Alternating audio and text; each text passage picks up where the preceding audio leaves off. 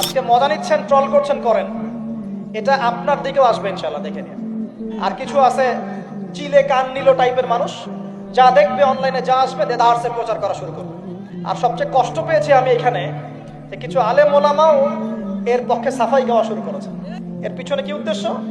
উদ্দেশ্য হচ্ছে 1 নাম্বার ওয়াজ মাহফিলকে বিতর্কিত করা, নাম্বার 1। 1 নাম্বার উদ্দেশ্য ওয়াজ মাহফিলের যে চলমান সিলসিলা বাংলার মাটিতে চলছে, এই চলমান সিলসিলাকে বিতর্কিত করা একটা প্রধান উদ্দেশ্য, 1 নাম্বার। 2 নাম্বার, ওয়াজ মাহফিলে যেসব বক্তাদের মাহফিলে বেশি মানুষ আসে, এই বক্তাদেরকে জাতির সামনে এই বিতর্কিত করে উপস্থাপন করা, 2 নাম্বার। 3 নাম্বার, আপনি যদি একজন বক্তা বা আলেমকে বিতর্কিত করতে চান, 2টা ইস্যু লাগবে আপনার। 1 নারী কেলেঙ্কারি, 2 অর্থের কেলেঙ্কারি। মারও খেলাম আমরা, জুলুমের শিকার হলাম আমরা, আর উল্টা আমাদেরকে টাকার মতো ছোট্ট একটা বিষয়কে কেন্দ্র করে আমাদেরকে জাতির সামনে অপমানিত করা হচ্ছে। কত টাকা নেবেন? টাকার জন্য যদি আমরা মাহফিল করতাম, আজকে 10 তলা বাড়ি থাকতো। একদিনে চাইলে আমি 10টা মাহফিল করতে পারতাম। টাকার জন্য যদি আমরা কাজ করতাম, দিনের কাজ, তাহলে আমার নামে শত শত বিঘা জমি থাকতো। আমি আল্লাহর বান্দা, আল্লাহর জমিনে বেঁচে আছি কারাগারের জীবনে, আমার 1 শতক কোনো জমি নাই পৃথিবীতে এখন, 1 শতক না, আল্লাহর কসম করে বলতেছি। আমার 2-2টা পরিবার ভাড়া থাকি আমরা, প্রত্যেক মাসে ভাড়ার টাকা গুনতে হয় আমাদেরকে।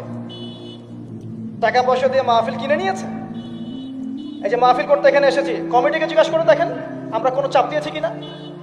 আমরা কেন বলবো যে আমাদেরকে 20 দিতে হবে, 30 দিতে হবে? কমিটি আমাদেরকে বলে, ভাই কত হলে আপনি আসতে পারবেন, আপনার যাতায়াত খরচ কত হলে আপনি আসতে পারবেন, তারাই তো আমাদেরকে বলে। আমরা কেন বলতে যাব? আর তাদের যাতায়াতের কষ্ট আছে না, এই কস্টিংগুলো দেখবে না তারা?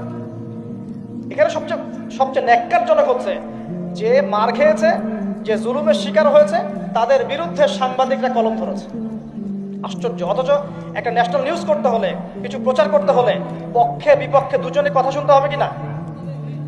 আপনি যারা মারলো তাদেরকে গিয়ে বলছেন কেন মেরেছেন, আর যারা মার খেলো ওদেরকে কিছুই বললেন না। আমাদের নাম্বার ফেসবুকে available, WhatsApp number available, phone করে তো বলতে পারতেন যে ভাই আসলে কি হয়েছিল ঘটনা। তার মানে বোঝা যায় এর পিছনে একটা গভীর ষড়যন্ত্র আছে।